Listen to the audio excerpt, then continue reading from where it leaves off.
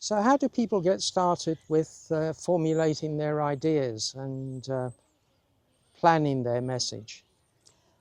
I think they have to ask a lot of questions first. They have to be thinking, what is this for? Do they actually need to write this? That's a question a lot of people That's a good ought question. to answer. Yeah. Actually, no, Yeah. I don't need to say any of this. Yes. So why am I doing this? And if I have got a purpose, how do I define it exactly? What is the result I want to get from the things that I'm writing?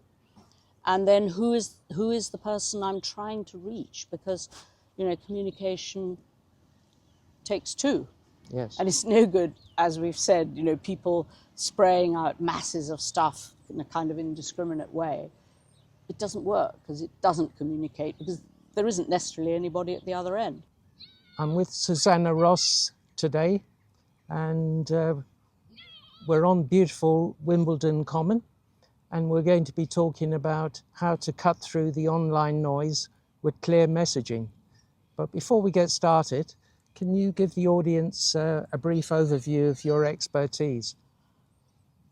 Well, I call myself an editorial trainer and consultant, which really just means I'm all about words. I love editing people's copy. I particularly love helping people with their website content, making it really concise, clear, and doing its job, basically, achieving its purpose. So anything to do with words, that's me. Why do so many businesses find it a struggle to get their message across? What is this online noise?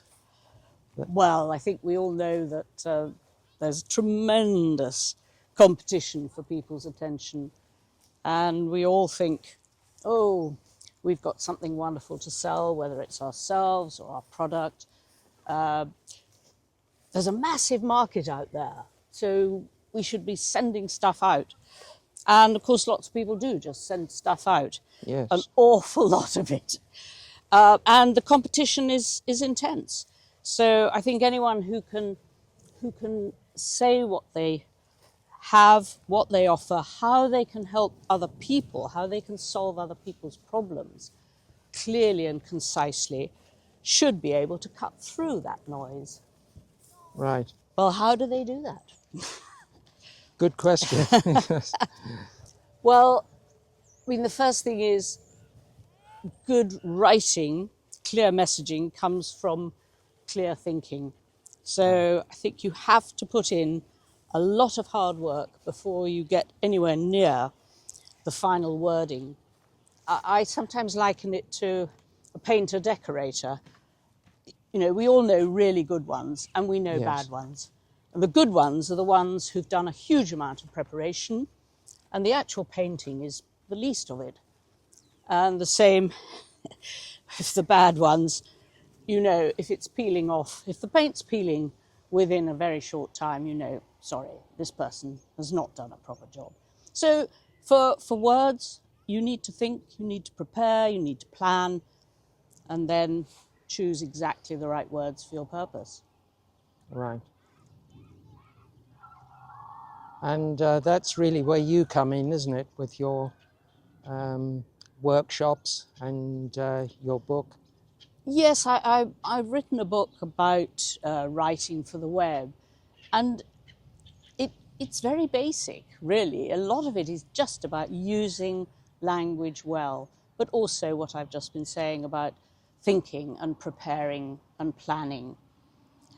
And I do individual coaching for people who are having difficulty getting their messages across, whether in reports or letters to clients or emails or obviously websites. So I think my luck, I hope, or at least my privilege, was to work for years in radio as a journalist. Because as a journalist, you had to think, you had to write very clearly. And where I worked, which was in BBC World Service, you had to, you might say, think even more so, because you were Right. writing for a huge audience, many of whose first language was not English. It had to be translatable into other languages, so that also it had to be not too idiomatic, absolutely clear. And of course, radio, the great advantage of radio is you have to keep it really short and clear and logical, go from one point to the next. And I think that was a wonderful grounding. The other thing that was great about working in that newsroom was constant feedback. I think that's how we improve. I think too many people think, oh, I've been on a course, I can do that. And especially with writing, it isn't enough. It isn't enough. You need that constant practice, constant feedback, constant questioning by your colleagues or your audience, because so often things that are absolutely clear to you aren't necessarily to the other person. So I think feedback and practice is hugely helpful. And what are the type of problems that people have who come to you with their, especially the websites? What sort of issues do they have? I think sometimes they really don't know where to begin, because it's such a huge, it appears such a huge project. And they inevitably, because we are visual animals, we tend to think, oh, I like things blue, or, you know, I'd like this design. I think. And then you think, well, no, that comes later. The ideas and the words come first.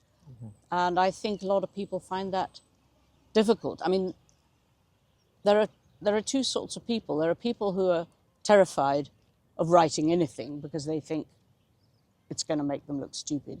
Yeah. And there are people who think, oh, I can write.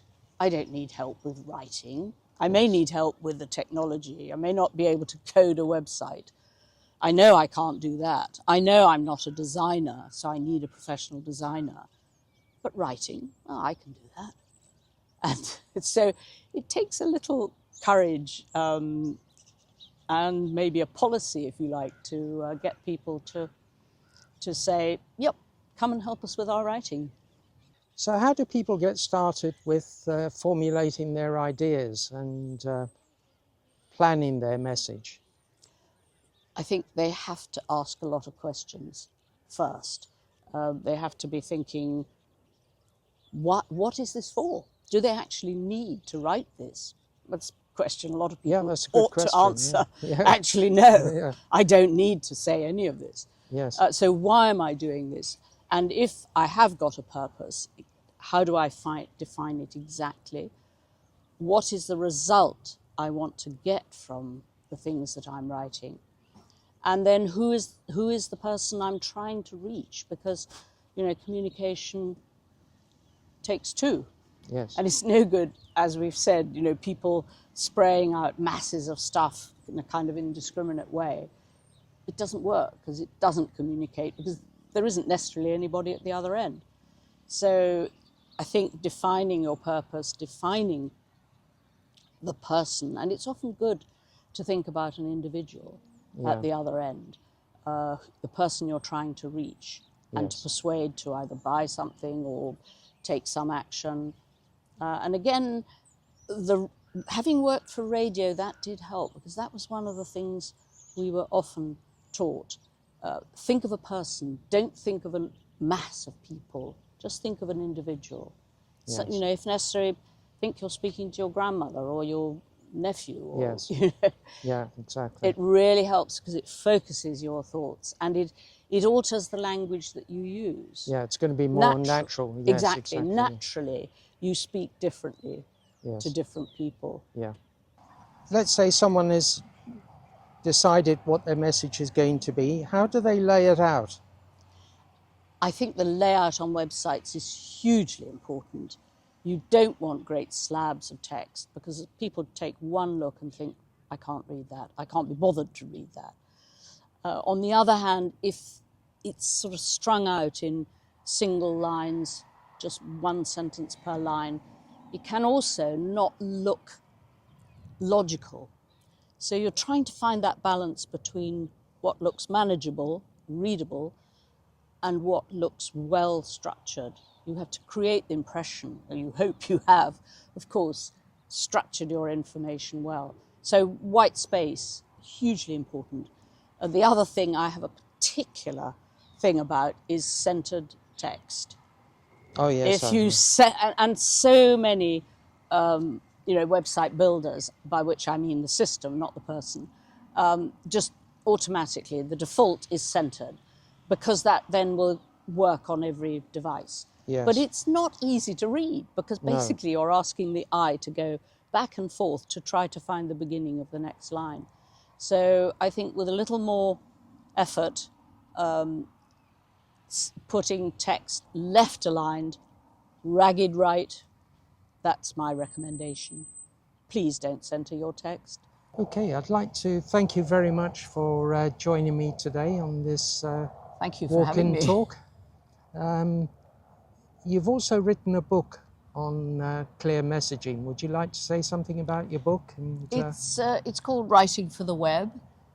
It's quite old now, but I think the basics are much the same. It is about preparing and thinking about the medium and how the medium works. And it's also about writing clearly and concisely, just reminding people about their basic grammar and avoiding jargon and unnecessary words. Yeah. And there's a section really aimed at people managing websites that, well, in a way to sort of help them stand up to somebody more senior than them who says, oh, could you put this up on the website? And you need to have the confidence to suggest, you sure? Or query, is it a good idea? What will it achieve? That's always the thing. Yes. I always tell it, what is it for? What will it achieve? The website's never really finished. It's ongoing, isn't it? That's the thing. Yeah. That's the thing. And too often we still, even though so many of us are so used to the medium, we still sometimes think, oh, it's up. Good, that's it. In the design, we don't necessarily make it, as they say, scalable, so that you can add things and as things change. And they're not thinking of how to keep it up to date and how to make it easy to keep up to date. A lot of people find that quite hard. So if people listening want to get in touch with you, what's the best way? Well, there's my website, which is susannah-ross.co.uk. Right. There's my LinkedIn profile on LinkedIn. I have a YouTube channel, but it's needs a bit of work, I have to say. I think, as with many people, there are bits of the portfolio that don't always get as much attention as other bits. And my email, susannah@susannah-ross.co.uk. Okay, splendid. I'll put all the details below in the comments.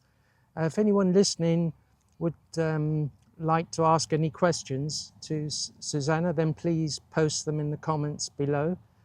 And if you got some value out of this conversation, then please like, subscribe and share. Thank you. See you next time. Thank you. Bye.